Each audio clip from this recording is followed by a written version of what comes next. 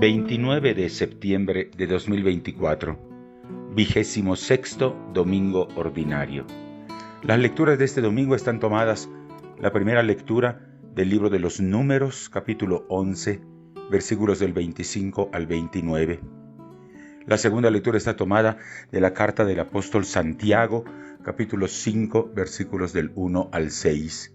Y el evangelio está tomado de San Marcos, capítulo 9, versículos del 38 al 48. Como hacemos cada domingo, tomamos en nuestras manos nuestra Biblia o nuestro misal, hacemos una primera lectura, un repaso de los 3 pasajes, atento, cuidadoso, y después pasamos a escuchar los comentarios.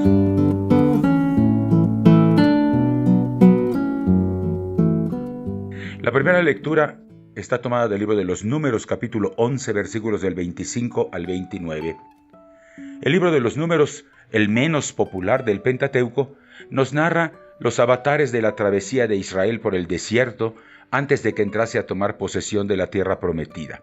Moisés es, pues, su personaje principal. La unidad que va en el capítulo 11, de los versículos 4 al 35, recoge 2 episodios que se relacionan entre sí, porque a una acción milagrosa de Dios corresponde una actitud de rebeldía. El primer caso que no leemos en la lectura litúrgica de hoy es la rebeldía de todo el pueblo ante la pobre calidad del alimento que Dios les ha regalado en el desierto, 11 del 4 al 5. El pueblo añora la comida de la esclavitud. El segundo relato contenido en nuestra lectura es la elección de los 60 ancianos, capítulo 11, versículos del 26 al 30, anticipo del Sanedrín, órgano que se encargará de administrar la justicia después de que Israel regrese del exilio a la Tierra Santa.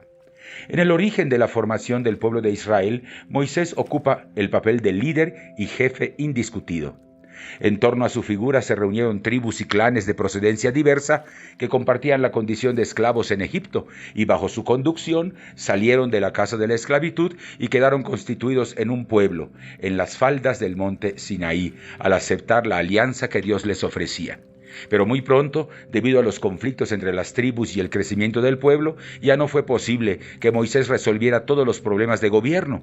Así que se quejó de tanto trabajo ante Dios, versículos 14 y 15, y Dios le concedió compartir la carga de gobierno con 70 ancianos sabios. La creación de este consejo está contada 2 veces más en el Pentateuco, en Éxodo 18 del 13 al 26 y en Deuteronomio 1 del 9 al 27. Lo singular de nuestro relato es que Dios añade un elemento ausente en los otros pasajes, el Espíritu de Dios, que convierte a estos ancianos colaboradores en verdaderos profetas. La vuelta de tuerca del relato se encuentra en la ausencia de 2 de los varones nombrados como colaboradores de Moisés en el momento en el que el Espíritu Santo fue derramado. Pero el Espíritu desciende también sobre ellos y comienzan a profetizar. Josué, ayudante de Moisés, se enoja y pide a Moisés prohibir a dichos hombres profetizar. Pero Dios y Moisés tienen otros planes. Quisieran que la sabiduría de conducirse según la voluntad de Dios se extendiera en vez de restringirse. La acción del Espíritu no está atada al poder institucional. Como nos recuerda Jeremías 31:34, todos pueden poner los dones recibidos al servicio de la comunidad. ¿Cómo no recordar la palabra del cuarto evangelio?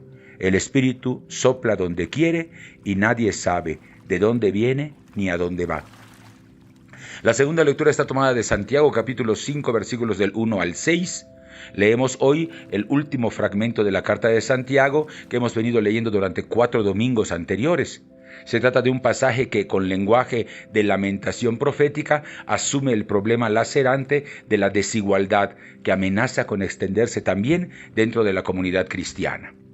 Este pasaje de la carta de Santiago propone a consideración de los ricos su futuro escatológico, pero lo hace con un lenguaje duro y directo como el de los profetas, planteando los infortunios que esperan a los ricos como si ya hubieran ocurrido. La posesión de los ricos aparece como doblemente negativa. En primer lugar, su riqueza es perecedera, caduca, no durará. Así que buscarlo con desmedido afán resulta vano.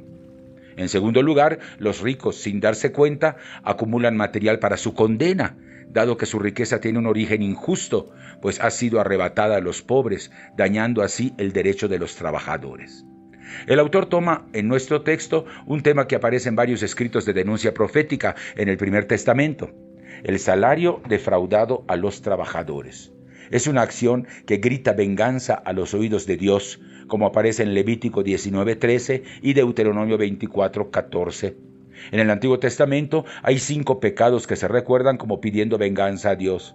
El primero es el homicidio voluntario, que de manera muy simbólica nos presenta el libro del Génesis como un fratricidio en Génesis 4:10.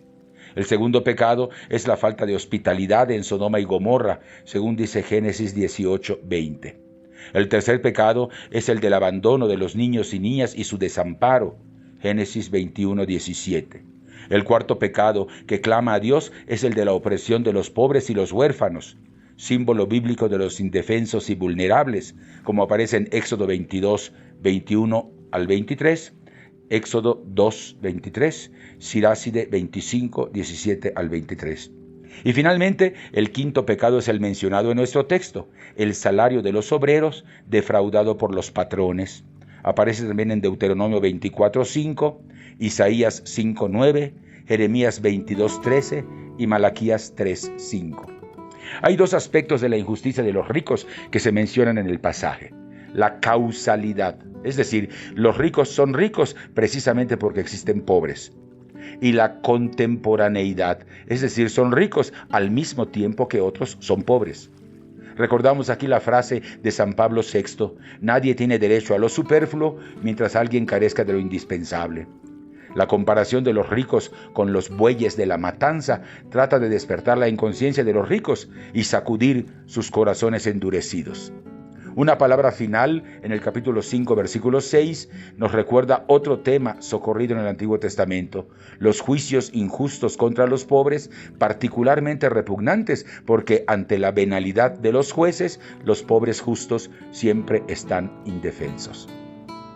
El Evangelio está tomado de Marcos capítulo 9, versículos del 38 al 48.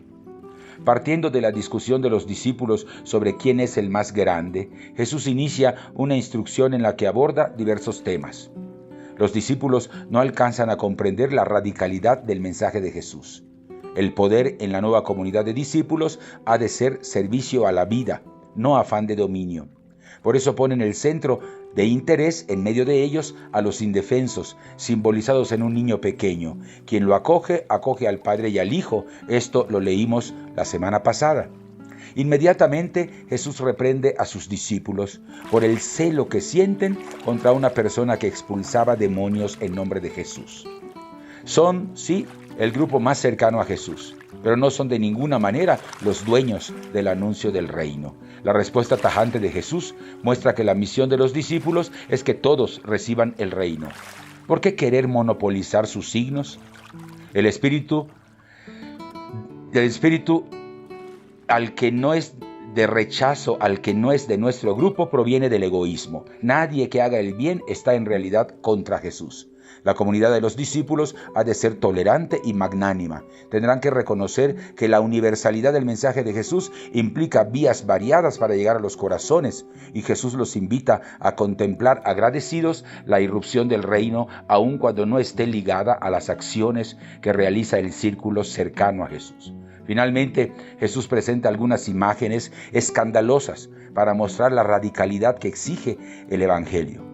Una piedra de molino atada al cuello para hablar de la incitación al pecado. Mutilación de manos y de pies para referirse a cuán profunda ha de ser la conversión del corazón para arrancar de raíz los sentimientos que nos alejan del proyecto del reino.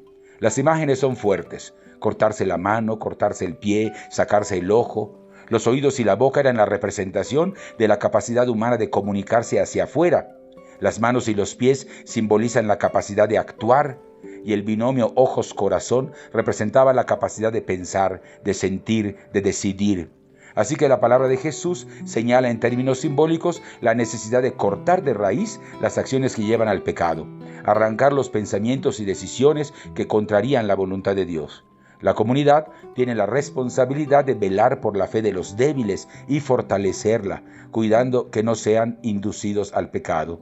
Esta disposición de Jesús tiene una resonancia especial en estos tiempos de pederastia clerical y de abuso sexual contra niños y niñas. En la comunidad cristiana no hay lugar para quien escandaliza cometiendo ese tipo de abusos. Hasta aquí los comentarios a las 3 lecturas de este 26º domingo ordinario. Volvemos a tomar en nuestras manos nuestra Biblia o nuestro misal. Hacemos un nuevo repaso, atento, pausado, esta vez en oración de los 3 pasajes, y estamos ya listos para participar de la Eucaristía.